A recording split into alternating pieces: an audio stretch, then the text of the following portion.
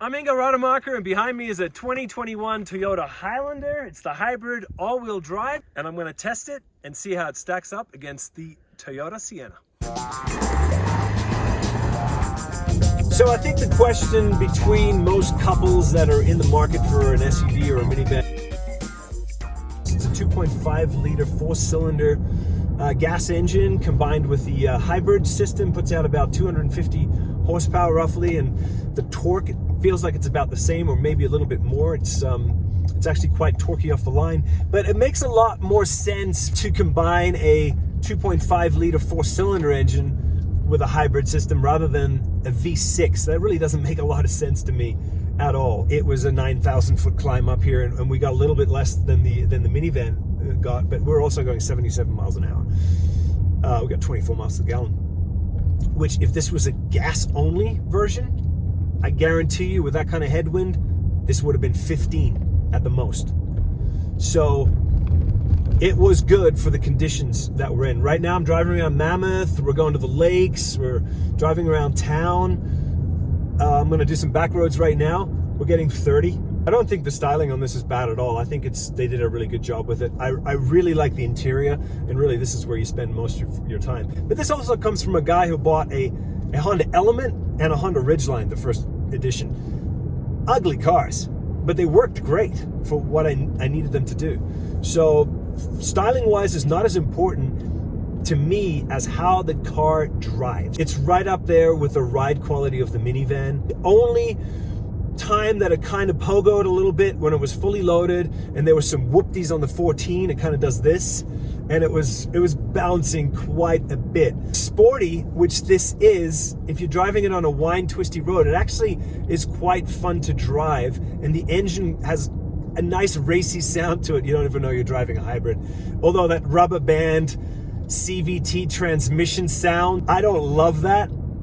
You don't hear the upshift, but you can downshift properly. If you're going down a steep, windy road and you want to downshift, it actually does work because it is an 8-speed transmission. Let's talk about comfort. The seats feel nice. I mean, for me, 6'2", they're a little short when it comes to thigh support, but I had no complaints. My wife even liked how comfortable the seat cushion was being pregnant. I kind of like the minivan better because it kind of has a little more space. Yeah, it has a lot more. But you've got a ton of legroom. It has the recline on the seat too, so it's pretty good, right? It's actually far. It goes like all the way back there. Yeah, that's really good recline. The layout, the screen here is fantastic. You have your climate options. You can kind of move them to the side. You also have climate buttons, which I like. You've got your map as well, and your phone, and your music. Everything is on the screen. Everything's there, and then you can make it bigger and move it around however you want to look at it.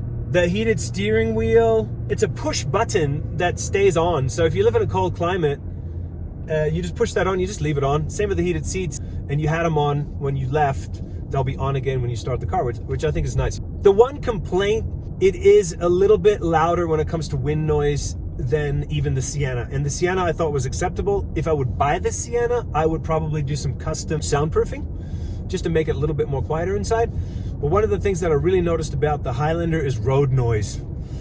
And that was a little bit annoying, especially on the LA freeways with the concrete. Sienna, I didn't notice that the road noise so much. It was more wind noise, which I was okay with. This was a combination of both, so I wasn't happy about that. I think that on the top trim models like the Limited, like this is, and the Platinum, they should spend a little bit extra money and put some more sound deafening materials in here. I'm spoiled probably because I've had luxury cars most of my life.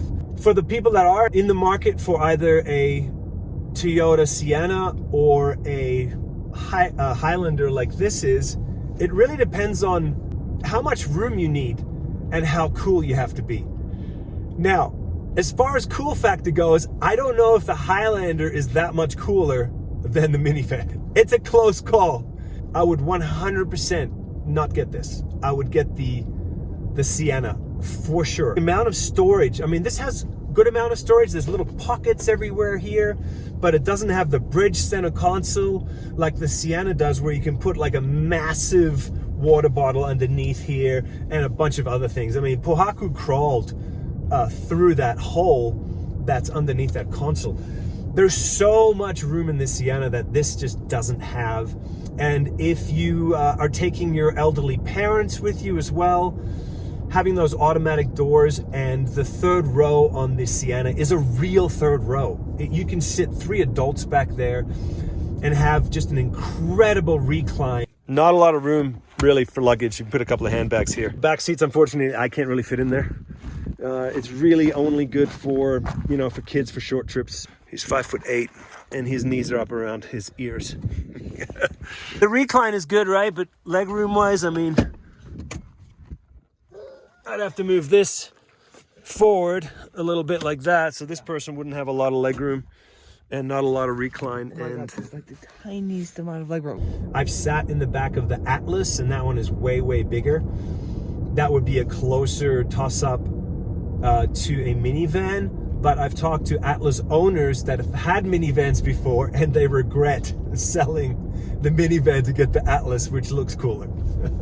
So it really is a struggle, and I understand it because I'm going through it with my wife right now. I think that for us, it's probably going to end up being a choice of probably the new Suburban with the diesel, and the Sienna is really right up there. I really enjoyed that. Let me talk about how good the automated driving features are on this vehicle. Things that I love about these new Toyotas is they come with the Toyota Sense 2.0 and 2.5. If you have that, you get lane tracing, and lane tracing will actually steer the vehicle through the corner. I'm not doing anything. It's taking this corner all on its own. It's kind of freaky. I'm just going to touch the wheel for a little bit to reset the time so it doesn't tell me to put my hands back on the wheel. A little bit of weight on the wheel and just rest your hand right there and let the car do the steering, especially if you're on a long, boring freeway that's nice and open. Now, if these lines disappear completely, the lane tracing doesn't work. But if you have a car in front of you on a country road, it will follow that car, basically trace the tracks of that car in front. So that's really handy in stop and go traffic, in a traffic jam, and you have full radar cruise control on, which you can turn on and off. Like if I want to turn off the lane tracing, I just hit this little button. Now my lane tracing is off, just my adaptive cruise control is on. If I want to cancel everything, let me turn the lane tracing back on. If I want to cancel everything, I just hit cancel, everything's canceled. Now hit resume, everything comes back on. And the speed is set right now at 35 miles an hour. And if there was a car in front of me that was doing 20, it would follow that car doing 20 miles an hour until it pulled out of the way. Same as if you're on the freeway and you've got your speed set at 75 and the car in front of you is doing 65. If you're on a double lane, if you pull out, you will resume your speed, your set speed, back to 75 miles an hour. Got my son Peanut in the car with me.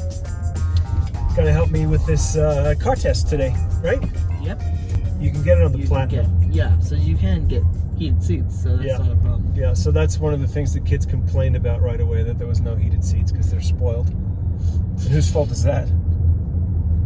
No, that's Mom's fault. Oh, well, I mean, you bought Mom's car, so wouldn't that be your fault? You're driving you around in a Range Rover. Yeah. It's my fault. Yeah, it's pretty much your fault. See, that's a good boy right there, sticking up for his mom. No, like, seriously, I mean, it's your fault. It's true.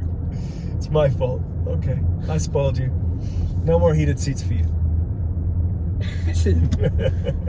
Now, you guys love the heated seats. The heated seats, especially for you in Pohaku, the heated seats are a must for us because when you get picked up from swimming, you guys are sometimes an icicle, right? The center console right here, it's tiny. It does have cordless charging right there because you can stash your iPhone away, which is kind of nice. But it's nowhere near as much room as the minivan when it comes to storage up front here. And trail mode? Trail mode. Oh, I wonder what that is for. I guess it wants us to go off-roading.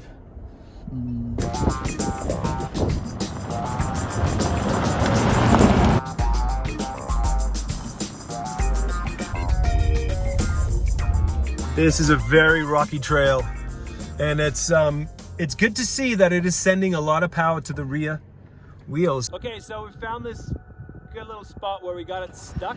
I can reverse out. And we're gonna see how the four-wheel drive system responds.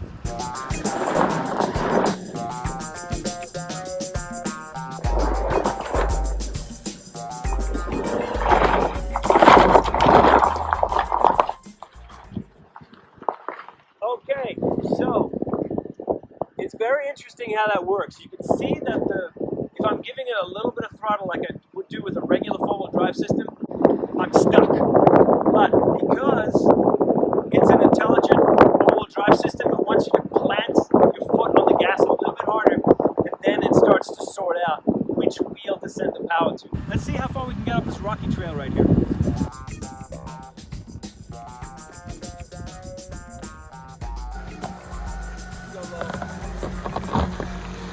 Oh yeah, that didn't even touch at all. No? We're really good? Yeah.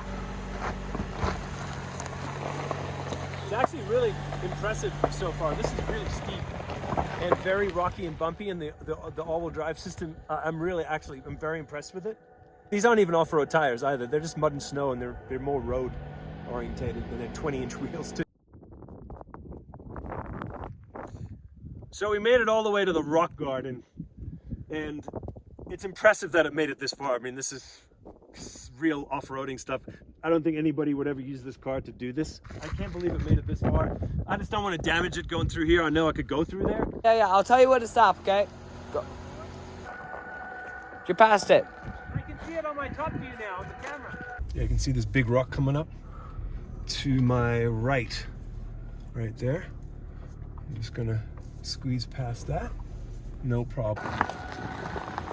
Yeah, that's really helpful because I could see how close I could get to that rock on that side. That's cool. That was the hard part. What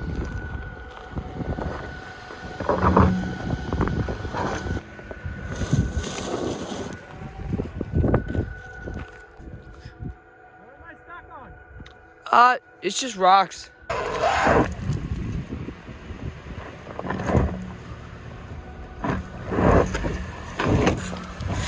You got it. We have some snow here. I don't know if we're gonna be able to make it. That was the hardest part. I can't believe this thing made it. And it made it easy. It wasn't even hard. And that camera top view right there is really accurate. That is too much snow for us to make. Let's go walk that for a second, see if we can make it. Just have to move a few rocks out of the way. And this doesn't look too bad at all. If we can get the grip, we might be able to squeeze past that rock. Once we get past that, we're home free. Let's give it a shot. If we can make it all the way to the meadow, that would be amazing.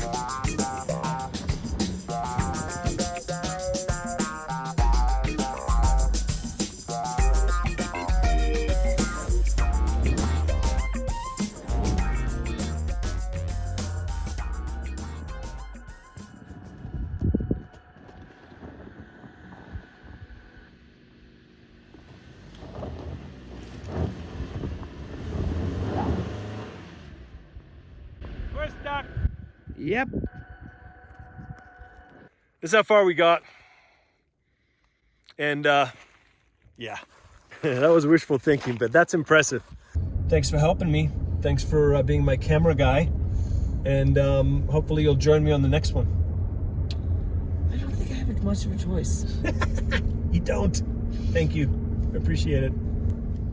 If you're tossing up whether to get a Sienna or the Highlander hybrid, which is exactly the same powertrain, hands down for us, the Sienna wins. It's just a slightly more comfortable ride. It feels a little bit more solid, the whole vehicle does.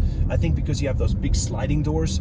But if you don't have a big family and you want an SUV because you absolutely hate minivans, then this is a really, really good option.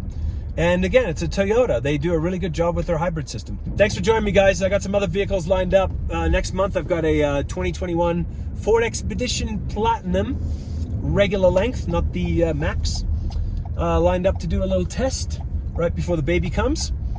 That'll be interesting because the toss-up also is to convince the wife to give up her Range Rover and replace it with something similar. So the minivan, if we were to get the minivan, she'd keep the Range Rover, I would get the minivan, and then Peanut gets his license in 3 years. He'll be driving that around, and that's a great, big, safe vehicle that gets really good gas mileage. And please write in the comments, and don't forget to subscribe as I'm trying to build my YouTube following now, because I wasn't really doing anything with YouTube, but I'm really enjoying this, doing these car tests, and I'm going to be doing more.